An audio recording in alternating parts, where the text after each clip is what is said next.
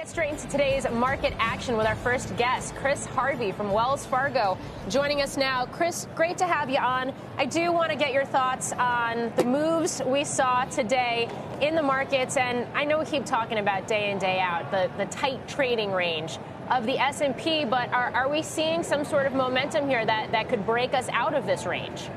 Yeah. Morgan, sorry to let you down. I'm going to say no. It was a heck of a day, especially if you're a regional bank. Big move up, some positive news out of that space. Obviously, that helped the rest of the market, but we still think we're in a trading range. We still think the macro is going to start to weigh over things. We think people are getting too excited about the debt ceiling in the short term, and we think that there's probably some more downside as we go forward in time.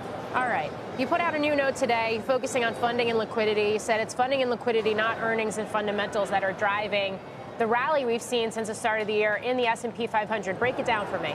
Yeah, so Morgan, if you go back to mid-March, right, from mid-March to mid-April, that's basically the whole return of the S&P 500. What happened then? Well, you had the Fed providing liquidity, the balance sheet shrank, we had some funding programs. In addition to that, the 10-year yield went down 50 basis points. We saw IG credit spreads go from a peak of, I think, 163 down about 30 basis points. Was it the fundamentals? No, it really was the funding costs. It was liquidity. What have we done since the middle of April? A whole lot of nothing. What have we done since earnings season has started? A whole lot of nothing. Really, for us, it was about funding, it was about liquidity, and it was about lower rates. It wasn't about the fundamentals. So the next move from here is a move lower. Does that mean that we are still in this bear market, or has a new bull market actually started here? So we called the end of the bear market a couple months ago. This is not a bear market rally. Is it the beginning of a bull market? Hard for us to say because valuations are so high. We do think the S&P ends at 4,200, right? But with that price target, there's not a whole lot of upside for us at this point in time.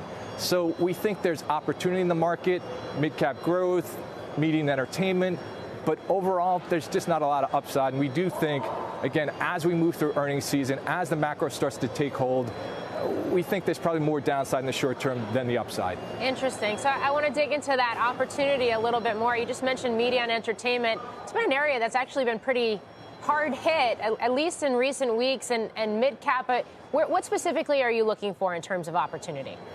As far as opportunity, when we look at mid-cap growth, what we see are valuations about 16 times.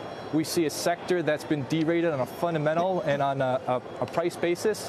And we see a space that's not really picked over at this point in time, and that can give you pretty easily 10% growth over the next 12 months. So a lot of opportunity there, not a lot of stretch valuations, which we do see in the broader market, and you have really stable earnings. So I think it's a fantastic risk reward. And just to bring this full circle, the optimism we did see in trading today around the debt ceiling, why are you skeptical? And what's the broader read-through if and when we do get a deal, which is consensus, for the markets? Well, you really have to listen to the politicians and what they say. And they're masters at spinning a narrative. They're masters at really talking to the media.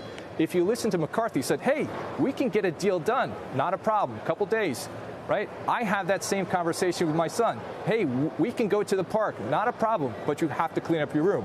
What he didn't say is, hey, it's not a problem as long as the Democrats come to our side, as long as the conditions that we put on the table are met. So we're not so optimistic that things are going to get done. We think it's going to get a little bit more tenuous as we go forward in time. We do think a deal gets done, but we think it's too optimistic at this point in time.